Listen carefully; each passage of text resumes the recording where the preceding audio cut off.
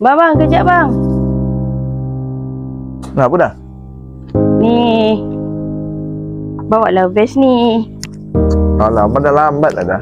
Jalan nak pergi ke tempat kerja awak tu gelap. Bahaya. Macam mana pakailah. Kan motor ada lampu depan belakang. Pakailah. Baju awak tu gelap. Yelah, memang gerak tu. Okay, bye. Sampai call ya.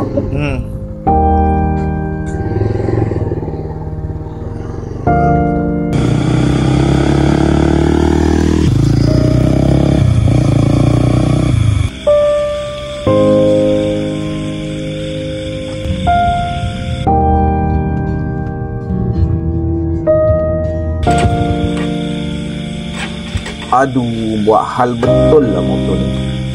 Dah lah tengah gelap-gelap ni, apa pun tak nampak. Aduh. Alamak! Oh, ada orang pula. Allahu Akbar. Mana orangnya?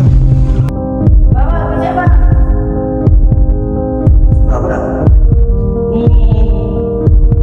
Bawa lah vest ni. Alamak, dah lambat. Jalan nak pergi ke tempat kerja awak tu gelap. Bahaya. Cuma pakailah. Kan motor ada lampu depan belakang. Pakailah. Baju awak tu gelap. Yelah, memang gerak tu. Okay, bye.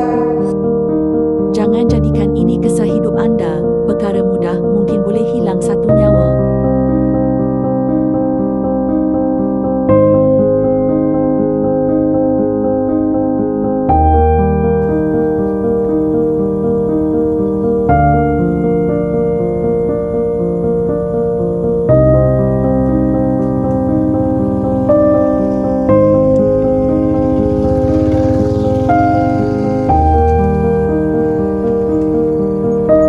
Bawa lah vest ni. Jalan nak pergi tempat kerja awak tu gelap. Bahaya. Pakailah.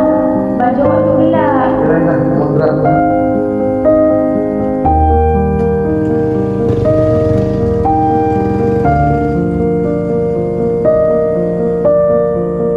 Vest bukan sekadar pakaian.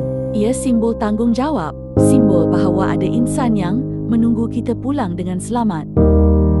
Jangan abaikan vest keselamatan. Setiap helaian reflektif itu mungkin penyelamat nyawa. Mulakan dengan diri sendiri. Tegur jika perlu. Kerana di hujung setiap shift, ada keluarga yang mengharap kita pulang hidup dan sihat. Budaya selamat bermula dengan kita. Pakai vest. Lindungi nyawa. HSSE bukan pilihan. Ia tanggungjawab kita bersama. Air Selangor.